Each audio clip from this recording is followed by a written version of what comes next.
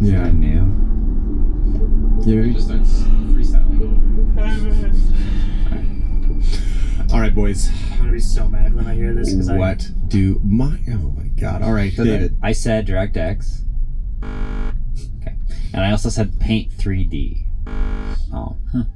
Yeah. Because remember when Windows AR was going to be a thing in 2015 and then it wasn't? Oh, Yeah. Jesus. And then they made Paint 3D. That happened. Yeah. All right. I just said Minesweeper. I put Minesweeper as well. And I put Internet Explorer. Oh, because Internet Explorer was one of them. That was the one with the asterisk, though. Because Edge. Oh. Because Edge has an Internet Explorer mode, and Whoa. technically, Internet Explorer is bundled with Windows 11. It is just hidden from user view. If you have an application that is specifically written to open Internet Explorer, it will still open it, but you yourself as the user cannot open Internet Explorer. The other one was Space Pinball. Skype, Oh, because they killed Skype. because they replaced it with Teams. Yikes. Yeah. What happened? Oh, how far they fall. Marquez, after that correct answer, with 7. Andrew with 9, still in the lead. David with 1, 2, carry 5. It's my turn to feel the pain. Wow. Okay, That's question not number 2. that bad. It's not It's bad. not bad. Yeah. Got your prime numbers. Oh, just Yeah. kidding. Never mind. What was or what is Xiaomi's mascot? 1 point for the name, 1 point for the thing itself. Show me the money. Xiaomi the money. It's a pile of cash. Ellis will now freestyle over this break. No, I won't. I won't. Maybe one day, but not today. What if I drop it? But when I rap about Xiaomi, Xiaomi. All right. You guys know Xiaomi makes cars, right? SC7. Mm-hmm. SC9. What do we got? Okay. Oh my god. I said a red panda. And that's totally fine. That's I'm glad I Firefox. wrote it anyway. It's Firefox. And I said its name was Clippy. Good guess. Dang. And by that I mean terrible guess. I just wrote a car.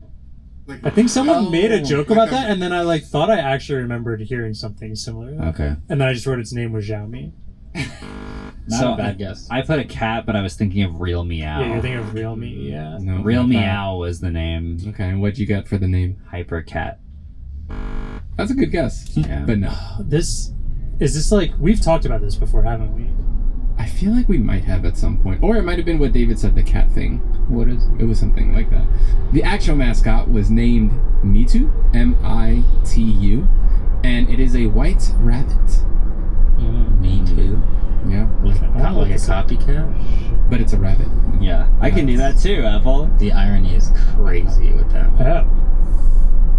Oh, he's kind of cute. Yeah, he's kind of cute. So no It's one not gets a point here, unfortunately. It's not like the creepy rabbits with the red eyes. I always think like Velveteen Rabbit. Velveteen? Yeah, it's a book. No, it's a really weird old book, but yeah, it does. Creepy red-eyed rabbits. Yeah. Some of us read children's books from the 30s. It is a Good night, man. weird book. Well, that's what happens when you don't know the trivia answers. Y'all learn something, and I'm glad we learned something today. Other than that, that was a fun episode. We'll be back, of course, with more regularly scheduled programming soon. If you haven't already seen it, go check out the Adam Mosseri interview where we talked to him about all things Instagram and the creator economy, etc., etc. Other than that, see you next week. Waveforms produced by Adam Molina and Ellis Robin, we're part of the Vox Media Podcast Network, and Try Outro Music was created by Main Silk.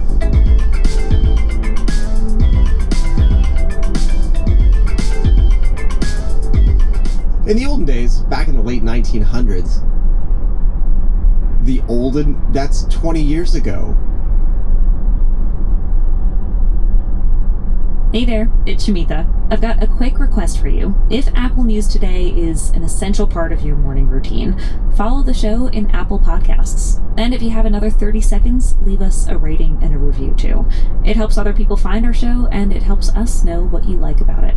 Thanks.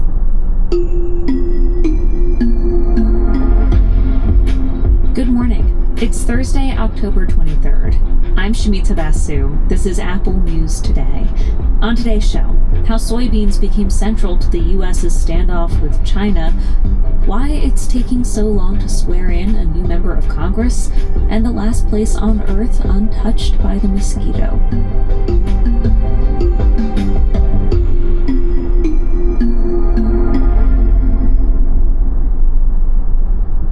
But first, to the White House renovation that became a demolition.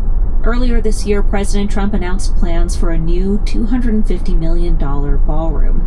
Back in July, he said this. It won't interfere with the current building. It'll be near it, but not touching it, and pays total respect to the existing building. But now it appears there's definitely been some interference. That's the sound of a bulldozer tearing into parts of the east wing of the White House.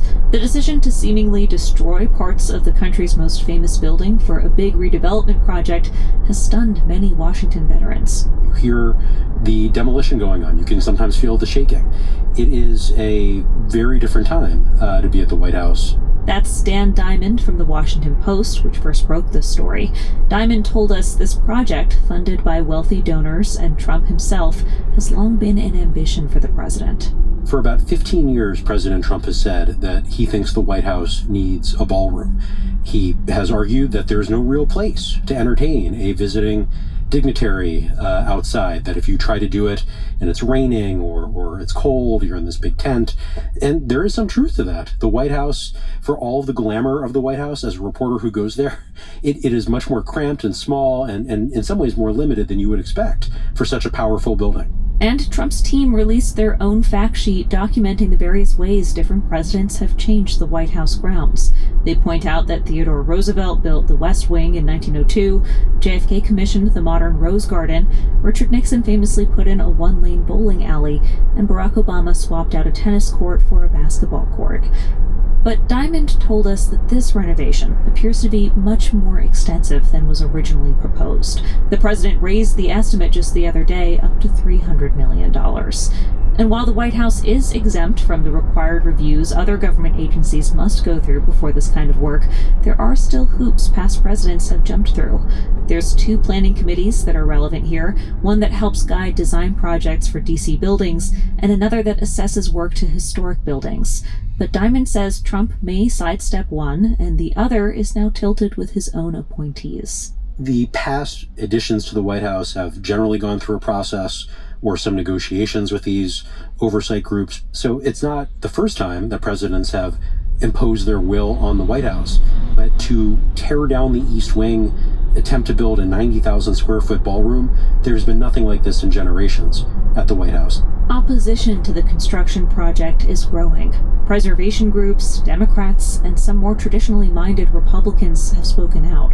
The National Trust for Historic Preservation, a congressionally chartered nonprofit tasked with preserving historic buildings, asked for a pause in the demolition and cited concern that a 90,000 square foot addition would, quote, overwhelm the White House itself at 55,000 square feet. Diamond says for Trump, this project feels personal, and it appears he's going to see it through. President Trump sees himself as a builder. He wants to get his hands dirty sometimes. He was up on the roof of the White House looking around and surveying where the ballroom could be. He likes to have the plans on his desk, the model of the arch he wants to build. These are things that are very close to him, tangible to him after decades in real estate. And the fact that President Trump has identified a few opportunities, he thinks, to either change the White House grounds or change Washington more broadly, yeah, he wants that. He's an 80-year-old president who is looking for legacy, and he believes that he's a great builder and that history will bear him out, that these were great buildings.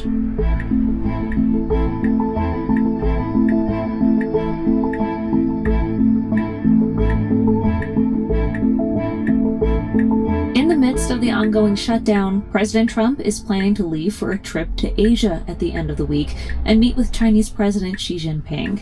And one of the biggest economic issues at stake. Come on, give us... please. I have to piss so bad. We're so close.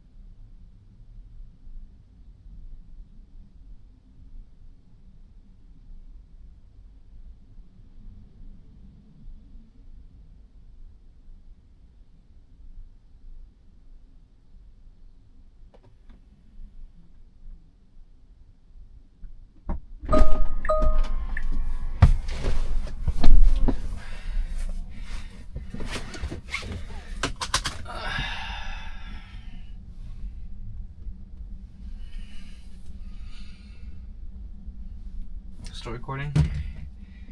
Great.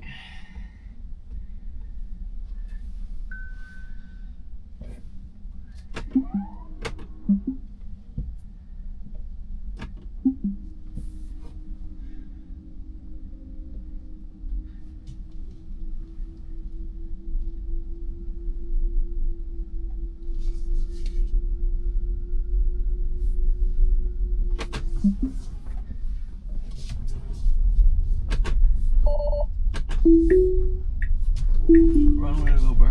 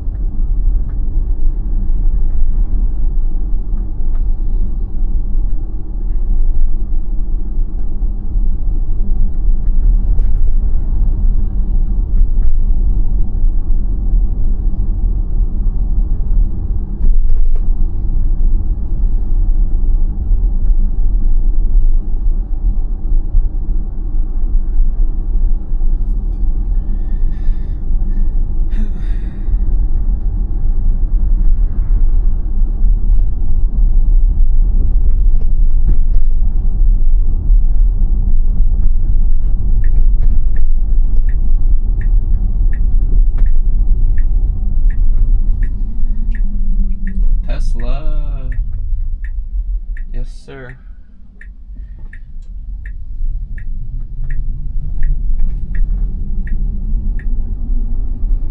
I see a few Cybertrucks over